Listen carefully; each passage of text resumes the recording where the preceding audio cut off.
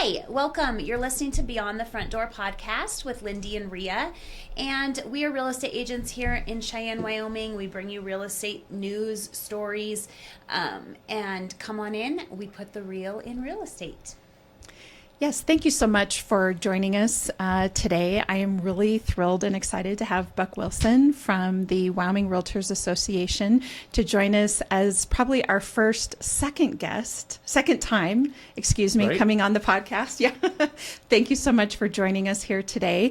We wanted to specifically invite Buck to come on and talk about some of the recent headlines that we've been seeing around the National Association of Realtors. And so thank you for coming on and be willing to talk about that. Glad to be here.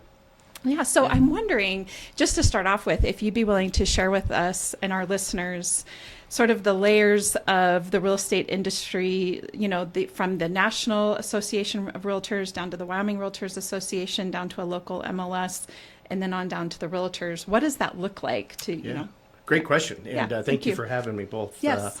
I appreciate being able here, and hopefully we can help everybody kind of make heads and tails of what's going on and how it affects Wyoming, because I think that's the most important part. But the National Association of Realtors is a national umbrella for all licensees that join the association. So you have to be a licensed real estate agent, and you join the membership by deciding to have what we call the R Realtor symbol.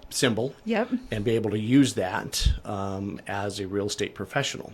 And there's over 1.5 million of us across the United States, to include Guam and a couple other small island vicinities. And it really is the mothership of what I call for guiding and protecting and helping consumers make heads and tails of the association. And really setting a standard, correct, for the real right. estate profession. Yeah, so there's lots of rules that we have to abide by. There's things that, we have code of ethics. There's certain sort of education requirements that take place that they kind of govern. And they also hold accountable the associations that fall inside there. And so then the next level would be at your state association. And so each state has a level of board of directors, and it basically helps. So our state association is out of Casper. Our director, CEO is Nicole Navanti Smith, and she is new with our organization, but not new to real estate. And she is just an amazing individual who's making great strides on bringing our association to where it needs to be today. So I'm in great hands with that as her president for this year. And so then at the state level, we have different, we have committees and boards underneath that.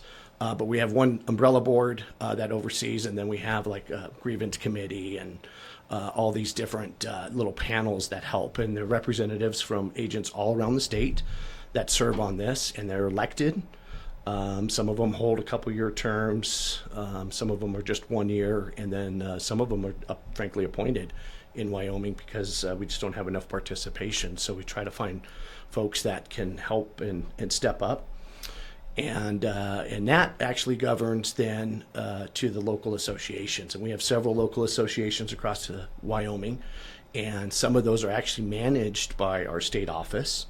They're a little bit smaller, and they don't have the resources or the funds to really have a full-blown board and a full-time staff member. And so graciously in Wyoming, our state kind of manages that, and it's, I think there's 7 or 8, what we call a BAS board that really is just, they have volunteers inside there, but they really lean on the resources of our state. So that would be like the smaller communities, It I'm would. assuming. We actually just had Dr. Michelle Aldrich on this morning from the Cheyenne City Council, and she was talking a little bit about how she's lived in some of those smaller communities and was kind of filling us in on what happens in small towns. And you do got to kind of combine resources. Absolutely. She was talking about Lusk, for example. Yep. You really have to combine resources to provide the same quality of whatever service you're trying to provide. Yeah, in those there's small requirements towns. too to make sure that those agents are following, those realtors are following the guidelines that are depicted from NAR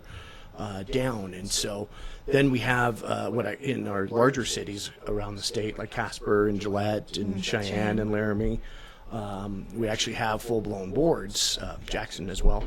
It's actually the largest. I would assume. Yeah, because they have the most agents. And so with those local boards, then they actually have a staff. And so here in Cheyenne, we have Lisa Tapke as the CEO for that, and she governs and helps the 500 plus agents or so here in Laramie County, Cheyenne.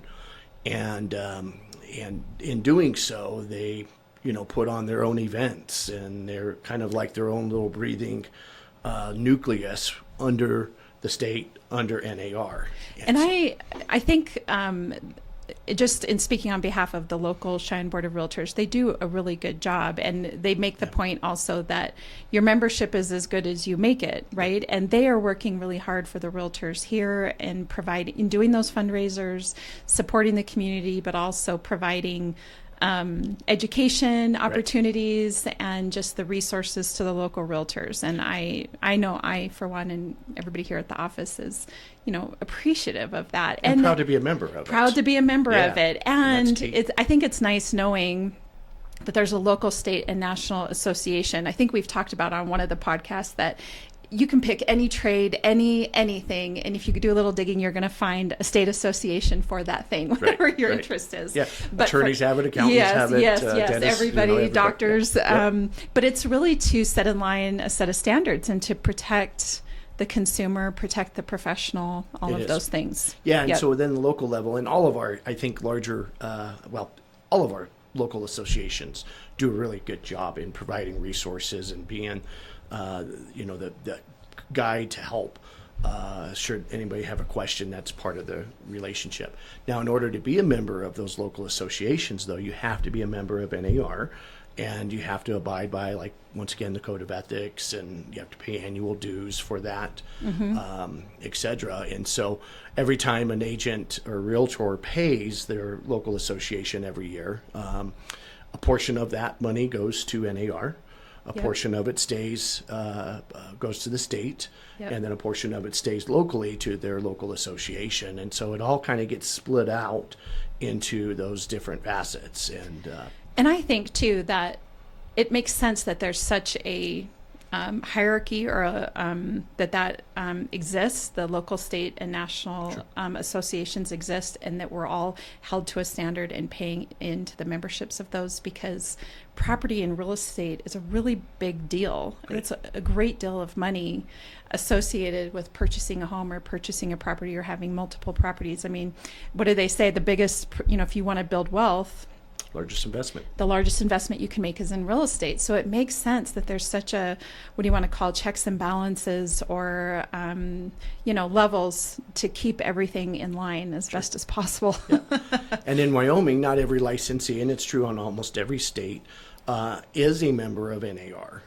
But 90%, I would say, maybe actually a little higher than that, have decided to be the R and be part of the association. So that's kind of where we're at. And I think it's helpful for our listeners to know that exists and what that looks like. And of course, if they have additional questions, they can reach out to their favorite realtor or out to the state association or the local. Get a hold of me if they like. Absolutely, and learn more about that.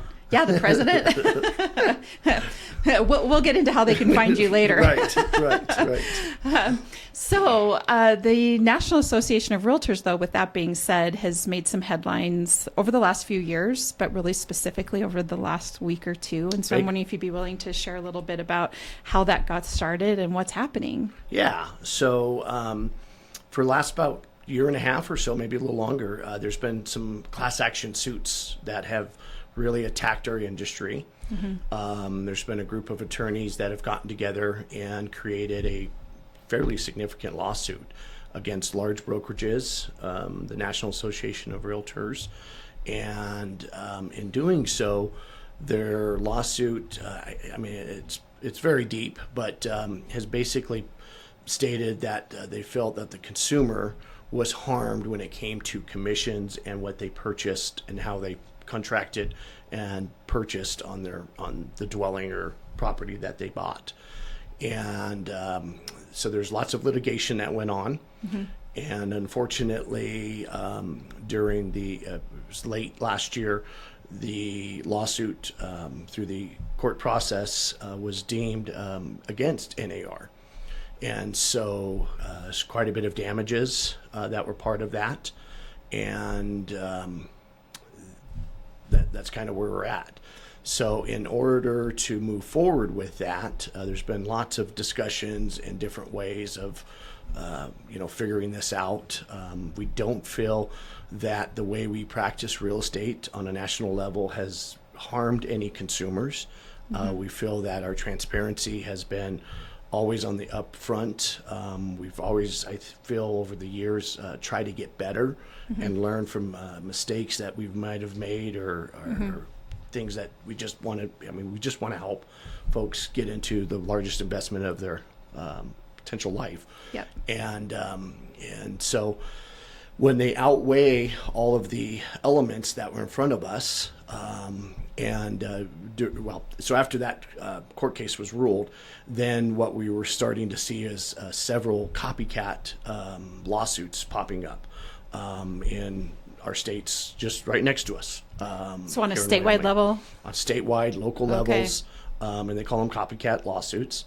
And they're fairly significant, and they're going after state associations, local associations, and large brokerages with, I call, the biggest pockets or the deepest pockets. Sure. And so there's been lots of that going on. And so the great folks at NAR have, sat down with legal counsel and all of this, and last week have decided and negotiated a settlement. And that settlement is very significant. It's $418 million. And it comes, with some changes that we could see, or some modifications on the way we do business. And so that's really where I think we are at this moment in regards to, what is ahead of us. By no means is this case approved or final. Yep. And so we're kind of all a little on edge just because we don't have the answers yet, but we're quickly trying to get those. And we probably actually won't see a settlement approval, which could have some modifications, probably until December of this year. Really, December? Because everything it seems like midsummer, like July seems to be the... Yeah, so part of the settlement agreement, though, was the rules in place would need to be effective starting in July. And so that is what we are as an association, National Association, and our state trying to aim for, to get everybody on board for July. Let's continue to do business the way we're doing it, but we need to make these changes moving forward. So it seems like the crux of a lot of this has come down to commission and the belief that it has been a set commission. And it seems like on the news, I just hear 6%. Like there's this industry standard of 6%. And there even seems to be some misinformation that NAR somehow set that industry standard. Yeah. And there doesn't seem to be enough information out there about the negotiation of commissions and how that has been a thing. So is that kind of is that a large part of this, or are you willing to touch on that? Yeah, touch on that. So once again, NAR has never set commissions to any transaction in real estate. Yep. That is all local driven negotiations that happen between sellers, real estate agent professionals, some even attorneys get involved in real estate transactions. And so those set fees are not ever set. They're negotiated and agreed upon based on the services that those individuals are going to provide when it comes to marketing, selling, and how you're going to procure a potential buyer for that property. And so That's kind of where the media, I believe, has kind of taken this and really twisted it and really made it confusing. And that's why I'm glad we're here to hopefully kind of maybe make this a little bit more cleaner and get the facts. And so with that, it is, but it's never been a set dollar amount. Right. And every seller, I think, that has sold a home, hopefully in Wyoming, can say, yeah, we negotiated commissions. And some pay whatever they pay and some pay less, and it's a negotiable factor. Sure. And so. Okay. So back to the national lawsuit and sort of the mini ones that were occurring on a statewide level. I did see one of the key terms of the settlement was a release of liability, which essentially this association, if you could talk about that a little bit, because this settlement, is that going to put a stop to these littler, to all of it, I guess? Right. So one of the four, in my opinion, settlement factors in this is the first one, and that's the umbrella that this will potentially safegate any other potential lawsuits that come about, as long as the brokerage or the state association is under a $2 billion cap for 22 commissions, or not commissions, in sales volume. Sales volume. And so I believe in Wyoming that pretty much covers every brokerage that I know of. There might be one or two in Jackson, Wyoming, that I don't get to see all those numbers. I don't get to see any numbers, but from what we can tell in our state level it's pretty much an umbrella. So all of our brokerage owners that are afraid that they were going to get sued by these copycat lawsuits, our state association, our local associations around the state, this will just release them from that. And they'll be able to continue to move forward and not worry about how they're going to adjust their budgets and their attorneys and all of that stuff. And because there's essentially going to be a new set of rules in place, or an addition. Would that be a better word, or an enhancement? Guidelines, and to be part of the association, you're going to have to follow the guidelines that we're going to have in place. And so that's where another one of those ones is going to happen, and that's really touches on the buyer's agency side of things. So that was part of I maybe got myself a little out of order there with the discussing of the commissions and sort of that the perceived standard that was occurring around the country, and sort of one of the changes that's going to come up is this. I've heard the word decoupling, and it seems like that's sort of a controversial word to use, but it does help visualize in your head that there's going to be sort of the separating out between a seller's agent and a buyer's agent of commission. So would you talk a little bit about that? So one, state law in Wyoming kind of governs how all of this has worked. And since 1997 in Wyoming, we've had a buyer's agency agreement. Mm-hmm. And that buyer's agency agreement has been tried and true for since 1997, so 27 years. And in doing so, it gives really, and that's why Wyoming is in a really good position based for this lawsuit or this settlement, is because we have been practicing buyer's agency purchases. And so when we procure a potential buyer for that property or for a specific property, we go under contract as their representative to have their fiduciary, which means the money's the best interest to make them the best decision, is what a fiduciary is for that particular client, and get them to the finish line, i.e. closing. So that part has been awesome for Wyoming, and other states, though it's ironic because I get to be a part of this big picture, is they don't have any of that. And so it's going to be a very big change for those markets and those areas that have never really practiced buyer's agency. Well, I guess I'd like to give a shout out to Wyoming for being so ahead of the game. All of our legislators, all of our leaders, and like presidents. We were talking about earlier, Wyoming is very unique in that we are self-reliant and conservative, and we also believe in holding ourselves and each other accountable for our behavior and the things that we're doing. Absolutely. So on the one hand, we're way ahead of the game maybe in the rest of the country, but I also kind of feel like that's kind of the Wyoming way. You know, we are, doesn't completely surprise me that we're ahead of it. Yeah, we're definitely on the map with NAR too on, okay, guys, help us help other Navigate areas, and you know, what do you guys have in place based on law? And so right now our laws are very, very clear that to order to enter into a contract, you have to first have a listing, and that has to be in writing, and so you have a written seller's agency agreement. On the buying side, you have a couple different hats that you can wear, but for the majority of it, it is a 90, or a buyer's agency state. So that means when we go into contract representation, we have a buyer's agency agreement. We do have this thing called customer, where there's no written agreement for either party, a buyer or a seller.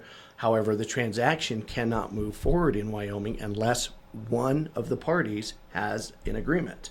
So there can be not two customers working together and have a real estate agent involved. Now, if two folks decide to sell on their own, that's between them, and that's way above my pay grade. But as a real estate agent, one party or the other has to have an agreement, period, the end. And so, and our laws are not going to change on that. I can guarantee you, and that doesn't matter about the settlement or not. So buyer's agency has been, once again, just super awesome for our state, and it also has been very clear by our buyer's agency agreements and our selling listings on how real estate agents are compensated and what's negotiated through that. So I guess that kind of brings me to my next question, which would be, so we've already had a buyer's agency and the laws around that here in Wyoming, so we've been operating a certain way. But what I think is happening out there because of the media and because of this lawsuit, the message is that homeowners, and correct me if I'm wrong, this is what I'm sort of hearing, that homeowners now or moving forward, what will happen is that they no longer will be paying out of the sale of their home the commission for the buyer's agent. And so I know that that's something I'm hearing a lot about, that when they contract with a listing agent, of course that commission's going to get set, but that it's going to change a little bit when it comes to the buyer's agent. So I wonder if you'd be able to share about that. That could happen. That's a negotiable item, and that's something that will be agreed upon when the agent takes that listing. However, if the seller chooses not to compensate, there could be limiting their ability to bring buyers to purchase their home. And as we know, in real estate, markets go up and down, and there's really good times to sell a home, and there's really not so good times to sell a home. And we truly believe, as professionals and being able to add that value, hopefully those discussions will be very, very clear to what sellers are going to agree to do or not do, and potentially have those consequences of maybe not procuring a buyer.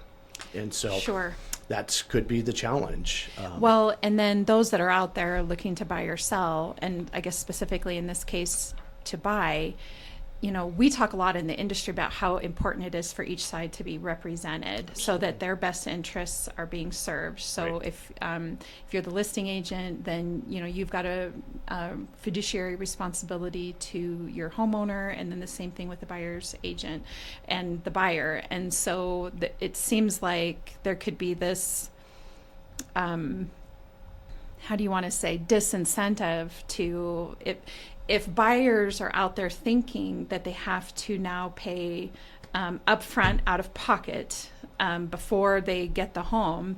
They're paying for the down payment, they're paying closing costs, and now additionally out of pocket paying a buyer's agent. I'm sure there's some stress going on out there about that as well. Yeah. Once again, that's really not ever changed based on our buyer's agency agreement. However, this ruling does not change the fact that a seller doesn't or could not provide compensation to that buyer's agent. That would just need to be spelt out in the contracts and negotiated. And I think that's really the crux of this, getting down to, how that agent is going to get paid, with assuming it's on the buyer side of what we see this conflict maybe potentially being. And so I think everybody just kind of needs to take a deep breath, and realize that in order to make a transaction, you have to have representation. And real estate is a very complicated process. I always tell my clients that once we get the home under contract, now the work really begins. Because of the fact that there's just so many pieces and moving parts that I really don't know how buyers, if they're not represented, are going to be able to navigate the perplexities of this transaction, because it's especially complex. Young and first-time home buyers. Right. Yep. And then also on the flip side, the seller is, once again, the settlement does not allow the seller to compensate for the buyer's agent, how a buyer comes to that. And so it's just going to be, we're all going to work through it as we do in anything in Wyoming. We just figure it out. And like I said, I don't know that there's a lot of figuring. It's just going to be a little bit change. I do believe real estate agents, I hope they're listening, are really going to have to step up, in my opinion, and show the value that they bring. And so that could maybe eliminate a few agents that don't have that ability to express and show or demonstrate their professionalism, their unique things that they can bring to the transaction. Because we all know my clients love me, and your clients love you. And could they love me too? I think so. Probably. And then likewise. And so, but there was a reason they selected you, and there's a reason they selected me, and all of that representation. So we just had, just before you're here, the podcast before you, a couple of ladies from Farm Bureau Insurance. Oh, great. And they were discussing the importance of shopping around for an insurance agent, and that if you believe that insurance agent cares about you, then they're very likely going to care about you when you experience a tragedy or a catastrophe or whatever it is in your home. And they spend a little time talking about making sure that you trust and that you vibe with your insurance agent, so that, when that moment arises, you've got a relationship with them and you can go back to them. And Lindy and I were talking to them about, we say the same thing for anybody that's looking for a realtor. Same exact thing, that you should interview realtors to decide that you're going to pick one that you trust and that you like, that you can build a relationship with, that you vibe well with. Who has your fiduciary? That is looking after your best interests and will continue to do so long after the transaction is over. And I think I just cannot stress that enough, that if somebody has had a less than stellar experience with a realtor, then unfortunately, that happens in every profession. In every profession, I liken it almost sometimes to law enforcement, right? Like 95% of all law enforcement officers are amazing individuals that are just out there working to protect the community. But there's always those that aren't holding up to the oath that they take in becoming a police officer. And I would assume the same thing is true in our industry. It's all about customer service. It's all about customer service, yes. And the only other thing I would add to this is that in listening to some other realtors and looking online a little bit, I think what does happen is us as realtors sometimes act as a buffer between our client and the problems that are coming up. Do you know what I'm saying? We're not always sharing or communicating all of the, not that we shouldn't be communicating the facts of the transaction, because every realtor needs to be doing that. But sometimes there's some stress there that we can alleviate from our client by sort of absorbing some of that. And take out some of that emotion and all of those things. Yes. And so I do think you're correct in that realtors are going to have to really be communicating their worth and everything that they are doing behind the scenes to fight for the best interest of their client. Yeah, and I could see that changing a little bit, that, even though we're buffering, we're probably going to have to talk about that a a little little bit bit. more. I've seen people say, "Oh, I don't want to know I everything." know, right, and I get it, and I'm not one to scare folks, and No. we try to get them to the finish line, but that is all about value add. Yes. What you bring as a professional in this business, and you have to do it in writing. That's part of the settlement, and have those lines really clear, and so. That's really the crux of it. Now, so one of the things that Lindy and I were talking about that's kind of a surprise to us, because if transparency is the ultimate goal in everything that we're doing, and what it sounds like one of the rules is going to be that we're going to remove the commission from the MLS. Right. And so I'm wondering if you'd be willing to talk a little bit about the reasoning behind that, and in moving forward, how do we continue to, not that seeing the commission should be driving the quality of service. That's not my intent here, but in an effort of transparency, how are we moving forward in the best way for our clients? Yeah, so with that, so that's where the July date comes into play, part of this settlement. And I believe that's kind of driven by the Department of Justice. I believe they've been trying to have that not out there. And I guess that perception of already negotiated up front when a seller in that. And so, we've heard of stories where some agents use that, or realtors use that to, maybe only show a higher percentage compensation. And so that is just going to hopefully clean that up. Sure. And I think that's just kind of a good rule in the sense of being able just to take it off the table. Yeah, right. And I completely agree. I do think, if an agent is less likely to show a property just because the commission's lower, that's not very ethical.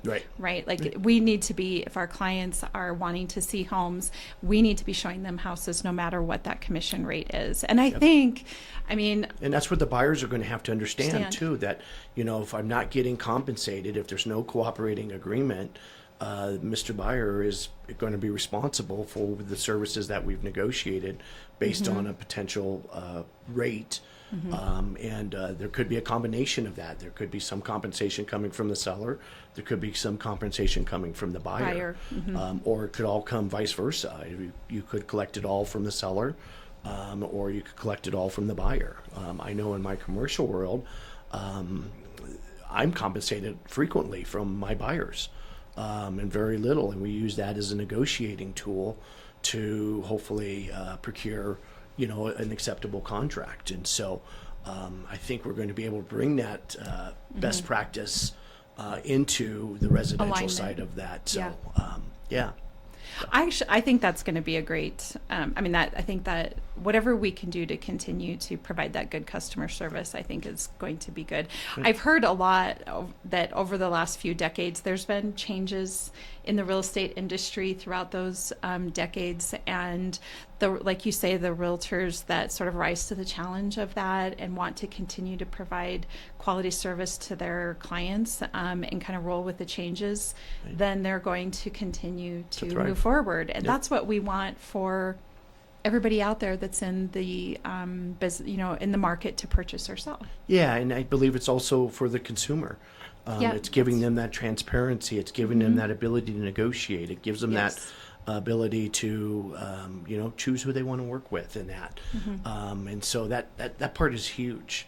And so like I said, in Wyoming, we've been already kind of doing this. But and if the realtors that are out there, if you really sit back and think about it, you do that already. You just might have to make some little bit of modifications to it and such. And so I was on a pretty big conference call yesterday with our NAR leadership team as state president for Wyoming, with our CEO and all the other state leaders around the nation here. And so one of the questions I was able to bring up, though, is the open house aspect of things. And in Wyoming, it's it all governs by state law. And this settlement, by the way, is in no means to hurt or burden or give anything for the consumer. It's really about transparency and having discussions on how folks are working for that specific client, whether I'm working for a seller or whether I'm working for a buyer, and having it in writing. An open house is one way of being able to advertise and promote as a selling agent to potential buyers. Yep. And so in that, and from what I can govern and tell from Wyoming law, you're just opening up the door and being able to help bring potential buyers through that house. There's no relationship created at that moment, as we've been practicing for years. It's really just a tool of another way of marketing the property for sale, in that. And so we don't have to stand at the door and like, you got to sign this buyer's agency agreement from the beginning. It's just, and we might have some disclosures. I think that's maybe a good thing. So potential buyers can, maybe grab a piece of paper or material and kind of read up a little bit and get a little bit more educated on the roles of real estate agents. And I state as, in the process of working with things, but we also got to, before we make any changes, and we're, like I said, I don't believe it's going to be significant. We got to figure out what the settlement Rules are gonna be. is agreed to. There could be some changes that we don't know of as of right now, and we just got to be able to prepare to make those adjustments and continue to, once again, serve our clients. So I think, and we were talking about this earlier, that the logistical piece of this that I'm hoping for clarification on is that a potential buyer that is currently a customer that isn't a client yet, having to, sign a buyer's agency agreement before they even look at a house. And while for the most part, when you're entering into a relationship with a customer and, we're having those conversations, I think that's what was the question I had about open houses. If they're coming in and looking at the home, but they're still just a customer, they haven't agreed to anything yet. And as a matter of fact, a lot of people aren't agreeing to anything yet until they find the home they like. Sure. They're not ready to commit until they know for positive that they can in fact buy a home and that this is in fact the home that they want. And so I just would be curious, Lindy and I were talking about that earlier, if other agents are feeling a little worried about that as well. Yeah, I mean, maybe. I can't help that, and some of the media twists, kind of make that, and that's unfortunate, because that's really not the case, in my opinion. The buyers that are going through those open houses are just like a seller who's potentially sitting down and having an audience of different realtors that come in and really doing an interview. And that's kind of what they're doing when they're going through and potentially finding homes that they want to buy. They're interviewing agents, but they are going to have to select somebody, and they are going to have to get into an agreement. And that's just how this is going to pan down. So, and if they choose not to do that, well, then they potentially could navigate the transaction on their own and not have a professional in their corner and not have the values that us as buyers agents bring for that. And that's going to have its own little piece of potential, and I can't stop that.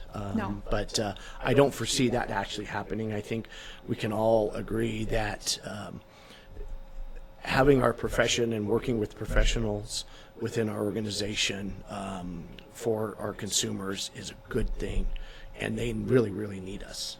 We all know that we bring a lot to the table, and we bring a lot of services and value in helping them navigate a very complex, High dollar. very high dollar transaction. event and transaction. So, it's Speaking of high dollar, sure. there's some talk about, and I'm going to see what you think, how this would affect home prices, or if it would. What do you think, or what are they saying about that? Yeah, I don't know. I mean, home values are all driven by the current economics, and so when there's low inventory, we tend to see prices go up because if there's a demand, and if there's a oversupply of homes, and maybe not as much as demand, we tend to see that. And so I don't believe that is going to change one variable. Each market is going to be driven by its demand. And I will say here in Cheyenne, we have a lot of demand. And I believe a lot of Wyoming has a lot of demand because people think our state is so cool to move to. And it is, because we have a great lifestyle.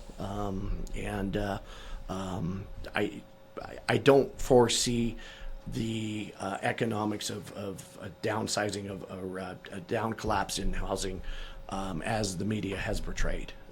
That's once again driven by buyers and sellers, not real estate agents, not state associations, not the National Association of Realtors. That has never been a factor in driving prices. It's all about buyers and sellers and how they negotiate, period, the end. And what they're willing to pay for the home. What they're willing to pay. Yep. So, do you great question. Do you think this is going to make the home buying process or the home selling process easier or harder? Or what do you think the impact is going to be on the consumer just moving I don't see a forward? lot of change in that. I think once again in Wyoming we've been practicing this. Yeah. And so I really don't see a big change in that at all. So We're once already again, kind of primed in there. we're already primed. Yeah. We're sitting in great position, Yeah. and I hope our Wyoming folks realize that you're going to have to explain maybe your value a little bit harder and what your service is, and have those discussions. But at the end of the day, I really just don't see a whole lot of change. Yeah, I mean, our contracts most likely aren't having any significant changes. Our advocacy that we do, realtors are pretty big contributors to community events and in politics and protecting homeowners' rights. And as a organized association, we have done extremely well. And in fact, in Wyoming, there's 4 significant tax bills that the governor just signed a couple weeks ago before this settlement even came out that is helping our Wyomingites with potential tax relief on their property taxes. And that's a whole huge thing, but I can tell you 100%, if it wasn't for realtors, I don't know that any of those things would have been streamlined. We as a voice, we as communicative and building those relationships with our legislators and all of those folks have done a really, really good job saying, we need help.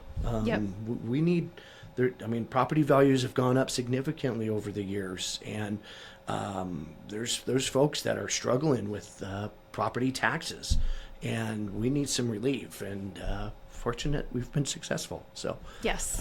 And we still have a Constitution amendment that's going to be out on the ballot in November that will help break out some of these categories potentially for how taxes are calculated. And we'll see how that goes. So we have to there'll be talk more about that another time. Yeah. It's a Okay. little ways down the road. You mentioned it a little bit. I'm just going to let you touch on it. Okay. The Wyoming Forms. So you don't think we're going to see changes in those, or what are you thinking is going to happen? Yeah, so once again, our forms have been, constantly reviewed and edited and just all of those things that is for protection of the consumers and defining lines and stuff like that. So we might add some different paragraphs that might give some clarity to this settlement. But I really truly believe for the most part our contracts are in really good shape to handle this potential settlement that could come down the road. So we've done a lot of work, and it's not just me, by the way. This is folks way ahead of me. I've been involved in leadership in all those committees and spent many of hours volunteering, by the way. I don't get paid for it, and nor do anybody else. No. But it's just to be able to, make our industry better. And we have a forms task or committee that is part of constantly, evaluating and making changes and edits as needed as things come about. So. Well, is there anything additional that we haven't covered that you would like Wyoming realtors and the public to know?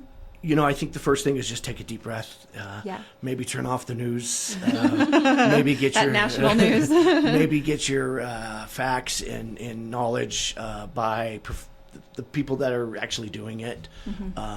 Listen to this podcast. I think that's maybe help you. And so that's the key. Number two, really know that in Wyoming, we've been in this position. We've already been practicing what the settlement is kind of outlining for the rest of the nation to do. Because frankly, the rest of the nation hasn't always been this transparent that we have in Wyoming. So, and then, have faith that your leadership team and your brokerage, your all MLS, of those are working really, really hard to navigate and make sure that our consumers are protected, our transactions are, in good position to be able to be successful in this crazy real estate market that we live in and such. And so, and I also encourage, if you have specific questions, you probably want to start with your brokerage. That's who you're working for. And your brokerage is more than welcome to reach out to the local association or up to the state or up to NAR. And by the way, there are significant resources on NAR right now. Facts.realtor is one of the most impressive links that is always changing and being updated as we've gone through. We're 10 days into this right now, a little over, and this announcement, and it has some amazing resources and messaging, I'm assuming, to help. On our state website, we actually have a link to help you navigate that as well. We're encouraging our local associations to add that as those links, so you can actually get, as a professional, some facts. I do think we're going to start seeing some press announcements out that really kind of stick to the facts of this, kind of like we've done today, and in that. So, evolving. And I think I've heard that it's really great that the Wyoming Realtors Association and the National Association of Realtors has those resources, because ultimately I think a lot of the consumers want to hear from their realtor, their favorite person or their realtor that they look to for this information. And so I think it's equally important for us to be talking about it and to be providing a calm level voice in the whole thing, and to be able to point people in the right direction of information if we can't answer their question, and just continue to reassure everybody that we really want what's in their best interest. We're all working towards the best interest of our communities. And I think here in Wyoming, not only have we been on top of it, but we all know each other. We all have relationships with each other. And I think that sometimes what happens in the media or on a national level is it's easy to just believe, sort of have a blanket analysis of what's going on. And that's harder to do, I think, when you're facing a person, standing in front of them and asking your neighbor, how's this going? What does this look like? What's this going to mean for me as a future home buyer or seller? What's happening in our community? So, and that's really what makes Wyoming so unique. I get to see and travel and listen to my peers of other states. And what we have so special here is our real estate community. And the ability of being able to, frankly, be friends. You care about each other. And care about not only, the other side of the real estate transaction, but you almost care for that potential buyer and trying to get them successful and make them, or help them be successful in the transaction. And so, larger cities just don't have that. It's just a name, and it's you just a transaction. It's just a transaction or a number, I call it. But here, we have heart, we have passion, and we're going to see those folks because we are so small at a baseball game or a community event or even in the grocery store. And so I always tell new agents coming into this business that everybody's home is special, and we were talking about that earlier today, right? weren't we? It truly is. It's their largest piece of asset typically that they own, and it's where you're investing your time and your energy. It's where you're raising your children. It's where you're developing your marriage. It's where memories. Memories, all of the things. And so it does, there is some emotion attached to it for sure. Right. And Yeah, but there's reason behind, and we're having family gatherings and friend gatherings with all those same people in those houses. So You've done a good job is when you're invited to those as a real estate agent. Yes. So, well, thank you so much for coming on today and clarifying all of that. Yep. And Lindy, do you have any additional questions? I do not. I just want to remind our listeners that you can find Beyond the Front Door podcast on YouTube, Spotify, iHeartRadio, and Apple Podcasts. We also have TikTok, Instagram, and Facebook, where you can get all your real estate news and updates. And if you want to reach out to Buck Wilson with the Wyoming Realtors Association, what's the website they can find you at? So it's WyomingRealtors.com. Okay. That's our state website. We have links there to your board members. And you even get to see my face because there's a picture of me. And then on a national level, once again, facts.realtor is a great source for this settlement specific. And also competition.realtor is another website that's been around for a while, but it helps, I think, professionals be able to navigate some of this and stuff. And there's some links to some great videos. Our NAR president, Kevin Sears, actually outlines the how the settlement actually is going to work to the best of his ability. And so it's like a 5-6 minute video, but it really gives you some really good insight on that. So encourage Wonderful. people to visit. So thank you again for having me. Yeah, thanks so much for coming on. Yep. This episode of Beyond the Front Door is brought to you by Peak Properties in Cheyenne, Wyoming. With over 75 years of combined experience in real estate, it's our goal to help clients buy and sell and save by providing the information you want and the professional services you expect. Let us help you with your residential, commercial, HUD, income-producing properties, as well as vacant land and rental needs. To learn more, visit www.sellcheyenne.com.